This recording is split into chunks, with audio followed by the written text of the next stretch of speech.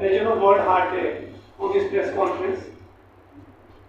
हम सभी जानते हैं कि दिल शरीर का एक बहुत महत्वपूर्ण अंग है।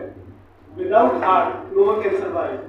उसकी देखरेख करना बहुत जरूरी पार्ट है हमारी दिनचर्या का।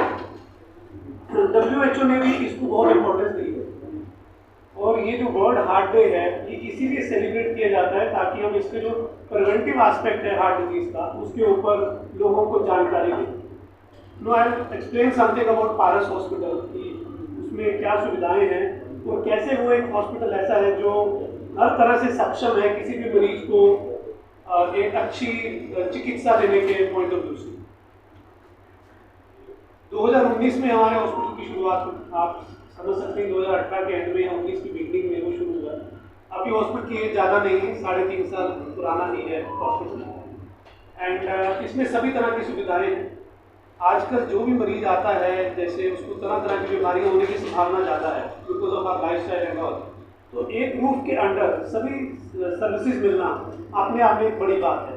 जैसे हम चंडीगढ़ में रहते हैं, यहाँ हर तरीके की सुविधाएं PGI, सेक्टर 32, जनरल हॉस्पिटल सभी जगह उपलब्ध है, पर प्राइवेट में भी ये सुविधाएं होना एक बड़ी बात है। तो पारस की जो खासियत है यहाँ पे under one roof you will get all the facilities. Clinical talent and infrastructure का एक बहुत बड़ा अमेलगमेशन या जिसको आप सोच सकते हैं कि तालमेल है। इतना टैलेंट है, जो इमेंस टैलेंट है उसको काम करने के लिए अच्छी जगह होना जरूरी है।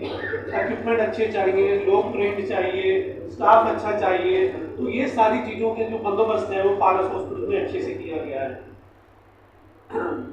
सभी तरह की ब्रांचेज हैं वहाँ पे।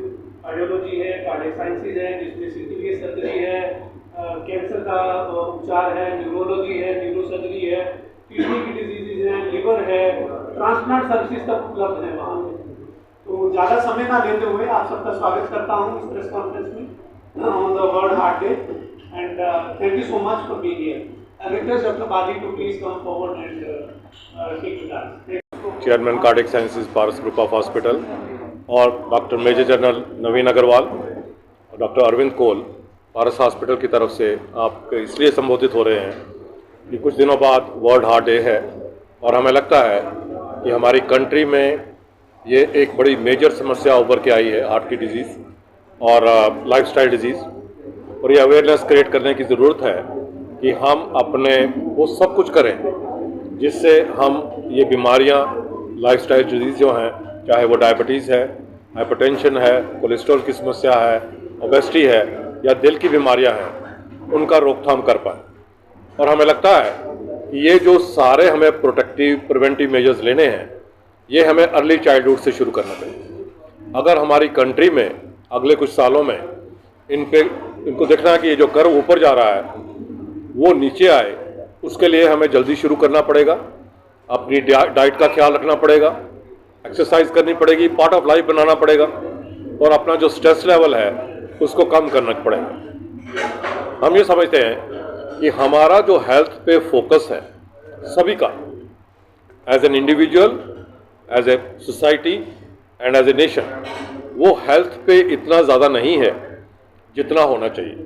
हमारे सिर्फ 2.5 या 2% के करीब GDP जो है वो हेल्थ पे जाती है और मुझे लगता है कि हम सभी अपनी जो सैलरी का या अपनी जो अर्निंग का बड़ा मिनिस्क्यूल पार्ट जो है वो अपनी हेल्थ पे या अपनी फैमिली के हेल्थ पे ध्यान देने में या उसको प्रिवेंट करने में खर्च करते हैं। हम ये बताना चाह रहे हैं कि ये जो हृदय रोग की जो शुरुआत होती है वो बचपन में उसकी जड़ें पैदा होती हैं, तो इसलिए उसका जो मैनिफेस्टेशन है जो पता लगता है वो जवानी में पता लगता है, लेकिन जड़ें उसकी बचपन से होती हैं। तो ज़रूरी है कि बचपन से ही उसको अगर हमें जड़ से ख़त्म करना है तो बचपन से ही हमें कदम उठाने पड़ेंगे। जो स्कूली बच्चे हैं, हम देख रहे हैं कि बच्चे आजकल घर का खाना खाना पसंद नहीं करते, बाहर का खाना पसंद करते हैं, जंक फूड पसंद करते हैं, प्रोसेस्ड फूड पसंद करते हैं। तो उस लेवल पर जा कर के हमें बच्चों की जो बेसिक आदतें हैं वो बचपन में पक्की हो जाती हैं, उस पर जाके चेंज लाना पड़ेगा, तभी इसका असर हमें जवानी में या ओल्ड एज में देखने को मिलेगा। तो ये नहीं कि बीमारी अगर आपको 50 साल में हो रही है तो 50 साल में शुरू हुई है, वो आपको 15वें साल में शुरू हो गई थी, उसको मैनिफेस्ट होने में 30-35 साल लगे। तो अगर आप चाहते हैं कि 50 साल में आप स्वस्थ रहें तो 15 साल में आपको अपनी हैबिट्स बदलनी पड़ेगी। सबसे पहले जो बेहोश व्यक्ति है उसको ये ज़रूरी है कि उसको चोट से बचाया जाए। तो उसको अगर ऐसे एरिया में गिरा है जहाँ आसपास मान लीजिए बिजली का सामान है, कोई शार्प ऑब्जेक्ट्स पड़े हुए हैं या और एकदम कंजेशन है, उसको अलग से लिटाएं। सबसे पहले एक साइड पे लिटाएं। आमतौर पे देखा यह जाता है कि जब बेहोश व्यक्ति होता है, अगर उसको उल्टी आ जाती है मान लीजिए, वो उसकी उल्टी वापस उसी के लंग्स में चली जाती है, वो सफोकेट होकर ख़त्म हो जाता है। तो उसको ज़रूरी है कि आप लेफ़्ट साइड पे सबसे पहले लिटाएं, उसके कपड़ों को लूज़ करें, ठीक है, और उसको पहले उसकी नब्ज़ देखें, उसकी सांस देखें। अगर वो दोनों चल रही हैं कोई घबराने की ज़रूरत नहीं है, लेकिन अगर वो नहीं चल रही हैं तो उसको फ्लैट सरफेस पे लिटा के उसको CPR करना बहुत ज़रूरी है, जिसमें मेन उसका चेस्ट कंप्रेशन है।